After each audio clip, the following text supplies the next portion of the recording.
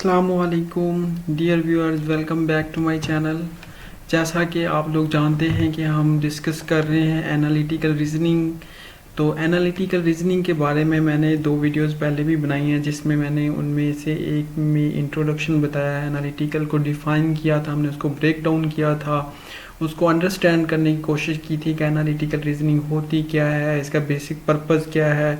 फिर हमने उसमें कुछ रूल्स डिफ़ाइन किए थे कि ये रूल्स हम फॉलो करेंगे ड्यूरिंग जब हम किसी भी क्वेश्चन को सॉल्व करेंगे। फिर हमने टाइप ऑफ क्वेश्चन चेक किए थे कि इसमें ऑर्डरिंग के, ग्रुपिंग के, मिक्स्ड जो क्वेश्चन आते हैं। फिर इसके अलावा हम लोगों ने ये भी देखा था कि इसके में जब आपने जो रूल्स बनाने हैं उनमें सबसे जो अहम रूल्स हैं वो कौन कौन से होने चाहिए। तो अगर अभी तक आपने वो वीडियोस नहीं देखी तो प्लीज़ उसको ज़रूर देखें। और इंशाल्लाह ये बहुत कंसेप्चुअल 3-4 वीडियोस मैं बना रहा हूँ। इसके बाद हम डिटेल से इनको सॉल्व करेंगे, डिफरेंट क्वेश्चन लिया करेंगे, एक क्वेश्चन को उसके लिए टाइम डिफाइन किया करेंगे कि हमने इतने टाइम में उसको करना है बाय यूजिंग एलिमिनेशन मेथड। और फिर हम डिडक्शन प्रॉपर तौर पे हर क्वेश्चन की किया करेंगे। जैसे कि मैंने प्रीवियस वीडियो में भी बताया कि डिडक्शन जब आपके पास वर्बल, नॉन वर्बल या कोई भी क्वेश्चन आता तो उसमें डिडक्शन में ज़्यादा टाइम लगाएं ताकि आपके पास मैक्सिमम जो है ना outcomes before going to question आपके पास हो, ताकि जैसे आप क्वेश्चन पे पहुंचे तो आपके पास पीछे से इतने रिजल्ट आपने निकाले हों कि आप फ़ौरन वो सारे रिजल्ट्स को देखें और आगे मूव करते जाएं। तो चलिए मूव करते हैं, इंशाल्लाह इस कंसेप्ट को आगे बढ़ाते हैं। फिर इंशाल्लाह हम लोग अगली जो नेक्स्ट वीडियोज़ हैं उसमें हम लोग देखेंगे क्वेश्चन को भी सॉल्व करके कि जो हमने अभी तक पढ़ा उसको हम कैसे इम्प्लीमेंट करेंगे ताकि हम मैक्सिमम इससे गेन हासिल करें। और आपको मैंने प्रीवियस वीडियो में बताया कि एनालिटिकल रीजनिंग और क्वांटिटेटिव रीजनिंग ये बहुत आम पोर्शन है। मोस्टली MOD असिस्टेंट डायरेक्टर का पेपर आता है, आप इंजीनियर हैं तो जो मोस्टली अच्छी फर्म्स हैं, नेस्ले है, पैकेजिंग है, उनमें एक उन्होंने एनालिटिकल का पोर्शन रखा ही होता है, क्योंकि ये किसी भी कैंडिडेट के माइंड की एबिलिटी चेक करने के लिए होता है कि उसके अंदर कितना उसके अंदर एनर्जी है कि वो कितना क्विकली किसी क्वेश्चन को सॉल्व करेगा by using his logic, by using his reasoning. तो चलें स्टार्ट करते हैं। सबसे पहले मैंने आज जो हम लोगों ने लास्ट टाइम देखा था उनमें सबसे अहम चीज़ था जी ऑर्डरिंग। अब ऑर्डरिंग आप कैसे समझेंगे कि कौन सा क्वेश्चन ऑर्डरिंग का है, कौन सा ग्रुपिंग है। तो वो कहता है कि when the task involve the arrangement of element, तो उसको ऑर्डरिंग कहेंगे। कि जब आपके उसके अंदर वो कहता है कि अरेंजमेंट आ जाए एलिमेंट्स की, यानी in other words order matter करे, तो आपने कहना है कि वो ऑर्डरिंग सेटअप है। कैसे, उसने एग्जांपल दिया है, few example of ordering task के, जैसे determine the order of interview schedule from 1 to 6 PM या AM, कि आपके पास कोई टाइम दे दिया 1 से 6 बजे तक, आपके पास 5 या 6 कैंडिडेट्स दे दिए गए हैं, आपको बताया गया जी इनके इंटरव्यू आपने स्केड्यूल करने अल्फ़ाबेटिकली या इस तरह ऑर्डर में। तो वो आपने अरेंजमेंट एक बनानी होती है। डिटर्मिंग द सीटिंग अरेंजमेंट, ये देखिए अरेंजमेंट का आ गया जो people round a circular table, के आपके पास एक टेबल है उसके गिर्द यानी डिफरेंट चेयर हैं, तो उनमें जनाब 3 बंदे हैं और चेयर 4 हैं और बंदे 5 हैं, तो उनकी अरेंजमेंट इस तरह बनानी है कि पहली पे A बैठे, B बैठे, तो आप वो कुछ अरेंजमेंट डिफाइन कर रहे होते हैं। तो आपने अगर पेपर पहले कभी एनालिटिकल रीजनिंग का दिया तो आपके जहन में वो सारे क्वेश्चन अब वापस आ रहे होंगे जैसे मैं डिस्कस कर रहा हूँ। तो इस तरह का क्वेश्चन आ जाए तो ये आपने समझना है कि ये ऑर्डरिंग का है, हमने अरेंजमेंट करनी है, हमने उसके बारे में पैटर्न में अरेंजमेंट को में डिस्कस करना। क्योंकि आपको मैंने बताया कि analytical reasoning basically pattern recognize एक मेथड है कि आपने पैटर्न डिफाइन करना। Determine which parking space car occupy where the parking space are number 1 to 7। तो प्लीज़ बोर ना होइएगा इंशाल्लाह। अब ये एक पेज, दूसरा पेज है, उसके बाद आगे प्रॉपर तौर पे मैं आपके सामने वो स्केचिंग और डायग्राम आपको कैसे इन्फर करना, कैसे आगे आउटकम निकालने वो सिखाऊंगा। तो चलें आगे कहता है what should we pay attention. तो हमें किस चीज़ पे अटेंशन देनी चाहिए, हमें सबसे ज़्यादा अटेंशन इस चीज़ पे देनी चाहिए कि हम नंबर ऑफ़ एलिमेंट को रिलेट्स करेंगे नंबर ऑफ़ स्पॉट के साथ। कि यानी कि आपके 5 बंदे हैं तो जो 4 चेयर्स हैं हम उनके साथ उनको रिलेट करेंगे। हमारे पास 5 आवर हैं तो हमारे पास 6 बंदे हैं, तो हम उनको टाइम को उसके लिहाज से सर्कुलेट करेंगे, किस बंदे को पहले भेजना है, किसको बाद में, किसको। तो वो जो एलिमेंट्स को रिलेट करते हैं नंबर्स के साथ, वो उस चीज़ पे हमने सबसे ज़्यादा कंसर्न करना बाय सॉल्विंग दीज क्वेश्चन। तो आगे मूव करते हैं। आगे जी दूसरी जो चीज़ है वो है जी इसमें कि जब आपने एक तो पता चल गया आपको ऑर्डरिंग का कि आपने ये ऑर्डरिंग के क्वेश्चन है, उसके बाद जब हमें पता चल गया ये ऑर्डरिंग का, ग्रुपिंग का नहीं है और मिक्स भी नहीं है, तो हमने जनाब सबसे पहली जो चीज़ करनी है वो है जी कि हमने उसकी स्केचिंग करनी है। स्केचिंग कैसे करनी है, इसके लिए मैं आपको बड़ी ज़बरदस्त ये मेन पोर्शन है। जो बच्चा ये समझ आता है कि और मतलब स्केचिंग आप ग्रुपिंग वाले की, आप ऑर्डरिंग वाले की या मिक्स की स्केचिंग कैसे करते हैं, आई थिंक आपका 90% क्वेश्चन तो ये स्केचिंग ही सॉल्व कर देती है। अब चलते हैं। अब मैं आपको एक मिसाल देता हूँ। वो कहता है कि हमारे पास ना suppose we have a task in which person A B C D E F, यानी 6 पर्सन है। अब यहाँ से देखें ना ए बी सी डी, आपने यहाँ से 2 चीज़ें निकालनी है। कितने बंदे हैं? 6। कौन कौन से A B C D? Okay, needed to be present on a days Monday to Saturday, आपको पता मंडे टू सैटरडे। फिर हमारे पास कितने दिन आ गए? 6। यानी कुछ चीज़ें हमने खुद अपने माइंड को इस्तेमाल करते हुए मतलब बताते जाना। Your empty diagram before establish any rules और डिटेक्शन, तो पहले सबसे पहले जो चीज़ बनानी है आपने किसी भी रूल या मतलब आपने अपनी लॉजिक बनाने से पहले वो आपने डायग्राम बनानी है। वो डायग्राम कैसे बनानी है? फॉर एग्जांपल ये हमारे पास जी 6 जो बंदे हैं यानी 6 जो बंदे हैं वो हैं A B C D E F. आपने उनको इस तरह वर्टिकल लिख लें और जो आपके डेज हैं उनको हॉरिजॉन्टल लिख लें, ठीक है। या आप अपने डेज को वर्टिकल लिख लें और अपने जो पर्सन है उनको हॉरिजॉन्टल लिख लें। It can be useful to make a list of all the place or element in a setup. तो सबसे पहले जो अहम चीज़ है वो उसका डायग्राम है। अब अगले स्टेप को देखते हैं कि अगला इसके बाद कैसा स्टेप है। कि स्टेप असल में यही हम स्केचिंग ही आज करेंगे, लेकिन स्केचिंग के डिफरेंट मैं आपको तरीके बताऊंगा। अच्छा जी, आप देखें वो कहता है कि in some cases it may be it make sense to make a vertical sketch. जैसे मैंने आपको कहा वर्टिकल स्केच बना सकते हैं आप। ये पहले हमने इनको वर्टिकल किया था, आप इनको हॉरिजॉन्टल कर दिया। और इन नंबरिंग को हमें पता 6 बंदे, मैंने दोनों दफ़ा आपको बताया था कि दिन और आपके पास बंदे 6 ही हैं, तो आपने इनको नंबरिंग की फॉर्म में भी इनको कर सकते हैं। चलें आगे मूव करते हैं। एक तो ये तरीका है, आगे कौन सा तरीका है? अच्छा, ये बड़ी ज़बरदस्त बातें हैं। अब हमें एक एग्जाम्पल से ना वो जो हमने अभी चीज़ें देखी हैं उनको हम सॉल्व करने की कोशिश करते हैं। प्लीज़ ये पोर्शन बहुत देखिएगा गौर से, क्योंकि यही पोर्शन है जो हमें जब हम लोग बाई हैंड क्वेश्चन सॉल्व करेंगे तो ये वाला पोर्शन, ये रूल्स हमारे बहुत काम आएंगे।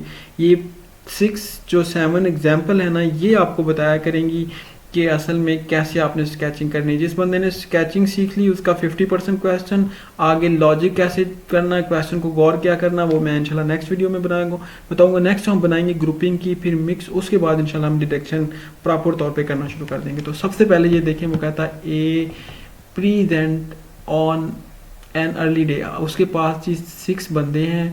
Suppose we have a task in which person A B C D E F, जो हमने पहले देखा, need to make a presentation on Monday to Saturday 1 per day. ये देखिए एक लॉजिक, उसने एक ना कंडीशन बता दिया है कि एक बंदा ही एक दिन में आएगा। We will likely see the rule resemble the following. तो हमने देखा कि उसने जो रूल्स बताए हैं वो ये हैं। सबसे पहला रूल उसने बताया जी, फ़र्ज़ करें उसने ये भी कहा हो सकता है कि A present on the earlier day than B, कि इसको हम इसकी भी स्केचिंग में बताऊंगा कि A present on the earlier day को कैसे आप इसका डायग्राम स्केच कर सकते हैं, यानी 2 तरीके से। वो आगे मैं इंशाल्लाह आपको बताऊंगा कि आप ए उसके साथ बिफोर बी भी कर सकते हैं। इसका तरीका है कि ए बी यानी ए बी से पहले ही आएगा, या आप कह सकते हैं ए, ठीक है। अब देखिएगा ये आगे मैंने किए भी हुए हैं, 3 डॉट डाले, बी यानी ए के बाद बी आ रहा है। A present on the day immediately before, यानी बिल्कुल उससे पहले आ रहा है। यहाँ तो कोई उसने इमीडिएटली नहीं बताया, यानी ये बताया कि ए मंडे को हो सकता है, तो जो बी है वो ट्यूसडे, थर्सडे जो है वो फ्राइडे, किसी भी दिन आ सकता है, लेकिन ए पहले आएगा। तो लेकिन यहाँ पे सेकंड में उसने ये कंडीशन लगा दिया है कि अगर ए मंडे को आएगा तो बी ट्यूसडे को ही आएगा, अगर ए वो फ्राइडे को आएगा तो जो बी है वो सैटरडे को ही आएगा। यानी कि कभी ये नहीं हो सकता कि बी उससे पहले आ जाए, बी मंडे को और ए सैटरडे को। नहीं नहीं नहीं, ए और बी, इसमें से एक और चीज़ भी यहाँ से निकलती है कि ए इस कंडीशन से कि ए और जो बी है ये दोनों वीकेंड पे नहीं आ सकते, यानी ये नहीं हो सकता ए मंडे पे है, सॉरी वीकेंड पे कह रहा हूँ, एक वीक के स्टार्ट में दूसरा वीक, और बी जो है वो उसके आखिर में आ जाए। क्यों? क्योंकि अगर फॉर एग्जांपल हम ए को कर देते हैं सैटरडे को और बी को कर देते हैं मंडे, तो वो तो बी पहले आ गया, या ए को बी को कर देते हैं मंडे को तो ए को सैटरडे को, नहीं वो हो सकता। तो इससे एक और भी देखें रिजल्ट निकाल लिया। आगे देखें ए कैन नॉट प्रेजेंट इमीडिएटली, इन सभी चीज़ों को आगे ना देखते हैं, मुझे लग रहा है आप कहीं बोर ना हो रहे हो, तो आगे मूव करते हैं इंशाल्लाह। आगे मैंने इन्हीं चीज़ों के लिए इसका डायग्राम बनाया, उसके बाद हम वीडियो को एंड करेंगे ताकि मिनिमम एक टाइम में आप ज़्यादा से ज़्यादा करें। वही उसने बताया हुआ है कि good idea to get into habit of rotating rules consistently. फिर डिडक्शन के बारे में मैंने लास्ट टाइम भी बताया था, दोबारा भी डिफाइन करता हूँ डिडक्शन क्या होता है। To determine to be true, जैसे कि उसने कहा कि फॉर एग्जांपल जो ऑल 3 साइडेड फिगर है ना उनको पॉलीगॉन्स कहते हैं, ओके सॉरी ट्राइंगल कहते हैं। तो all 3 side figure are consider polygon भी कहते हैं। तो इसका मतलब है जितनी ट्राइंगल्स होंगी वो पॉलीगॉन भी होंगी। तो देखें हमने एक रिजल्ट से मतलब दो हमें स्टेटमेंट ने तीसरा रिजल्ट खुद ही बता दिया हमने कि जब तमाम ट्राइंगल 3 साइडेड होती हैं और तमाम 3 साइडेड पॉलीगॉन होती है तो इसका मतलब ट्राइंगल भी तो फिर पॉलीगॉन ही होंगी। तो देखें एक रिजल्ट ने हमें खुद ही उसके बारे में, यानी 2 स्टेटमेंट से हमने तीसरी स्टेटमेंट खुद निकाली, इसको कहते हैं रिडक्शन। अब देखें जो हमने पहली बात की थी, जो वो 5-6 रूल थे कि A present on earlier day then B, तो आप इसको इस तरह भी बना सकते हैं, आप इसको इस तरह भी बना सकते हैं, आप इसको इस तरह वर्टिकल भी लिख सकते हैं, दोनों तरीके से, दोनों ही तरीके से हैं। तो मैं तो मोस्टली जो प्रेफर करता हूँ हॉरिजेंटल को करता हूँ, आप वर्टिकल को पसंद करते हैं वर्टिकल को कर लें। तो आप इस तरह कर सकते हैं ए प्रेजेंट बिफोर, ए पहले बी बाद, ऐसे दोनों तरीके से लिख लेते हैं। जब आप के सामने क्वेश्चन आएगा आप राइट साइड पे एक कॉर्नर पे एक टेबल बना लीजिएगा, वहाँ पे टेबल पे कॉर्नर बना के यानी इस तरह लाइन आप ड्रा करें, उसके बाद यहाँ पे यानी ए बिफोर बी। तो ये देखें एक ये हमें इसको आपने कह देना नंबर 1। जब हमारे पास ये कंडीशंस बनती जाएंगी हमारे क्वेश्चन को फिर उसी लिहाज से चेक करते जाएंगे, ये आगे इंशाल्लाह सॉल्व करेंगे। बड़े इंटरेस्टिंग सेशन होंगे, प्लीज़ इसको वीडियो को देखें, साथ रहें। तो मैं कोशिश करूँगा कि मैं आप के तमाम जो है ना जहन में आने वाले क्वेश्चन को खुद ही अपने माइंड को यूज़ करते हो उनको जज करूँ और इंशाल्लाह आपको मैक्सिमम आउटपुट दूँ। तो अब ये देखें उसने एक और निकाली हुई है कि इन आवर सेटअप अब डिडक्शन निकालने शुरू कर दिया है कि we could immediately reduce that A can not present on Saturday, B can not. तो वही जो मैंने बात की थी, क्योंकि ए इमीडिएटली बिफोर बी है तो ये नहीं हो सकता कि जो बी मंडे को आ रहा है ए सैटरडे को आए, या ए मंडे को और बी सैटरडे को आए। तो दोनों जब एक ए के फ़ौरन बाद बी है तो फिर ये तो पक्की बात है कि दोनों मतलब ए अगर मंडे को है तो बी फिर ट्यूसडे को ही आएगा, ये नहीं कि दोनों कॉर्नर में एक उधर एक उधर, ऐसे नहीं हो सकता वो कहता। तो आगे मूव करते हैं। हाँ A present on the day immediately before, वही बात जो पहले हमने की, इसको इस तरह भी लिख सकते हैं, इस तरह भी लिख सकते हैं। तो इस वो कहता है as with the A B relation we should immediately reduce A can not present on the Saturday, वही उसने बात दोबारा की है जो हमने लास्ट टाइम देखी है। अब आगे चलते हैं। ये देखें ए कैन नॉट, तीसरा वो पॉइंट उठाया हुआ था उसने कि A can not present immediately before B. तो हम इसको इस तरह दोनों को लिख के लाइन लगा देंगे कि A can not present before, कभी नहीं हो सकता कि मंडे को ए आ जाए और ट्यूसडे को जो है वो आपका बी आए, नहीं। आप कोई भी जो दिन होंगे ना मतलब 2 कंसेक्टिव, उनमें ये दोनों इकट्ठे कभी भी नहीं आएंगे। यहाँ से हमने रिजल्ट निकालने शुरू कर दिए। तो आपने ये देखें इसको इस तरह डायग्राम करके रिप्रेजेंट करेंगे, आपको पता चल जाएगा ये इकट्ठे नहीं आएंगे। आगे है जी आप देखें ये एक और बहुत ज़बरदस्त डायग्राम कि A is sometime earlier then both B and C. तो आपने इसको इस तरह लिखना है, ए बी से भी पहले आएगा और सी से भी पहले आएगा। ये देखें दो बातों को इस तरह रिप्रेजेंट कर देना, कितना आसान डायग्राम बड़ी हेल्प करेंगे इंशाल्लाह आपकी। ए प्रेजेंट ऑन मंडे, आपने वो दिनों को लिखा बट हॉरिजॉन्टली ए को मंडे के ऊपर डाल दिया। तो ये आपके लिए बहुत हेल्पफुल डायग्राम, राइट साइड पे डायग्राम बनाएं। जब जैसे क्वेश्चन आए अपनी कंडीशनें सारी देखा करें, आगे नीचे जो मल्टीपल चॉइस है उनमें से जो कंडीशन को फॉलो नहीं कर रहा उसको एलिमिनेट करते जाएं, तो आखिर में आप खुद ही जॉब तक पहुंच जाएंगे। बहुत मज़ेदार क्वेश्चन होते हैं अगर थोड़ा सा माइंड यूज़ किया जाए। ए प्रेजेंट ऑन आइदर, आप देखें वहाँ पे कहता था कि मतलब ए बी और सी दोनों के साथ, अब वो कहता है ए जो है वो मंडे या थर्सडे दोनों को ही आ सकता है। तो आप इस तरह डायग्राम बना के कर सकते हैं। ये एक नई कंडीशन बन गई। देखिए कितने अच्छे डायग्राम, कितनी हेल्पफुल ये चीज़ें आपके लिए। तो आगे से आप रिडक्शन भी यहाँ से कर सकते हैं। ये देखिए कहता है A presentation and B presentation are separated by exactly 2 presentation. तो इनके दोनों के दरमियान गैप 2 को आना चाहिए। आपने 2 डॉट्स डाल देनी है। क्या ज़बरदस्त डायग्राम, कितना हेल्पफुल। जब ये चीज़ें आप करेंगे ना डायग्राम बना के क्वेश्चन, तो आई थिंक आपका 90% तो क्वेश्चन इसी से सॉल्व हो जाए। अब देखें आप, ये अगर उसने कंडीशन दी if A present on Thursday, हमने फ़ौरन ए के इस तरह इक्वल डाल के Thursday and B present earlier than B, तो बी को आपने इस तरह डाल दिया 3 नुक्ते के बी से पहले आएगा।